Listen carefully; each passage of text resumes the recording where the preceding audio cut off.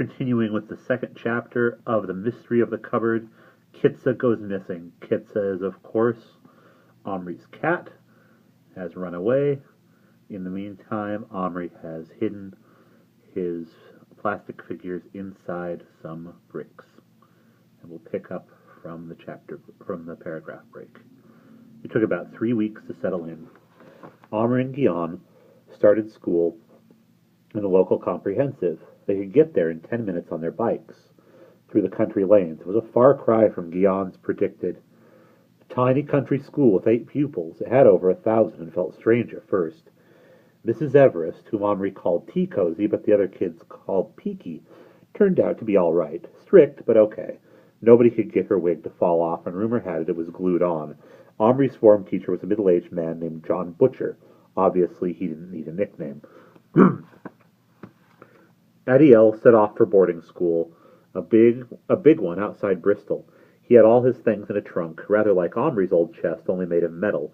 They wouldn't see him again till half-term. Omri missed him, and didn't miss him, even when he missed him. He didn't miss him half as much as he missed Kitsa. He was sure now she would never come back. He tried to resign himself, to think of her being free, enjoying the naturalness of her new life, but the trouble was, she wasn't used to the country, and when he let himself think about it, he didn't see how she would manage. She'd never hunted in her life beyond a half-hearted pounce at an odd bird, and the time she'd nearly killed Boone, of course, but that was just a fluke. And there was worse. They hadn't been there a week before a fox got into the henhouse and killed 3 of their hens. If it could do that, it could surely kill a little town cat.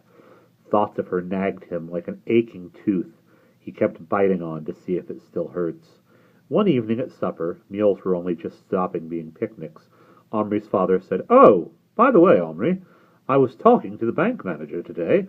Your mysterious package has arrived at the local branch, and it is in the safe." Omri looked up. He hadn't heard anything about the package until now. Or Guion looked up. He hadn't heard anything about the package till now. "What's this?" he asked.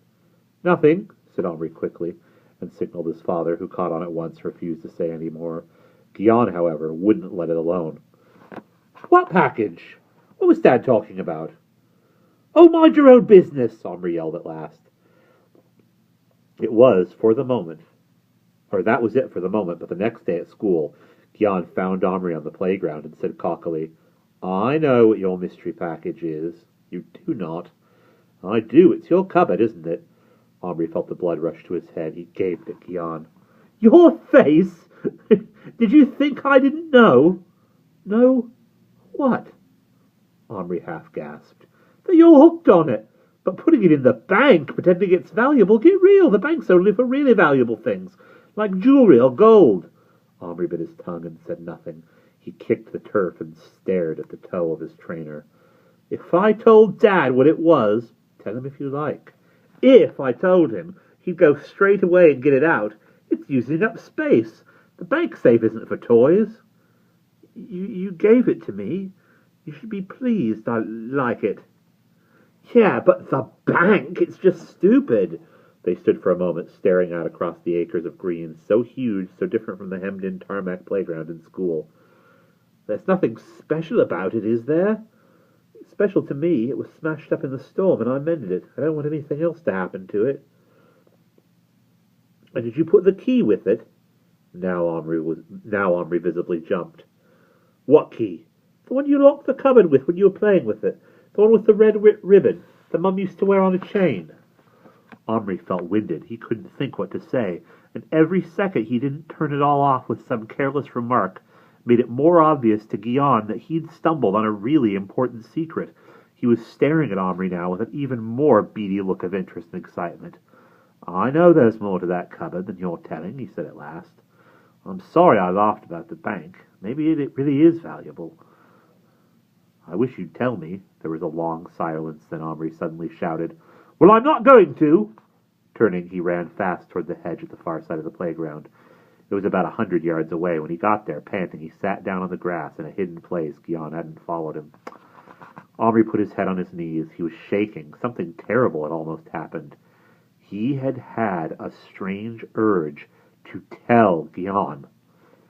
He hadn't wanted to tell him, Gian of all people, who made fun of him, who could never in a million years keep such a secret to himself. What had come over him?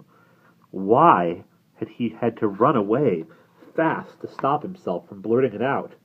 He didn't understand this feeling. It felt more like loneliness than anything else.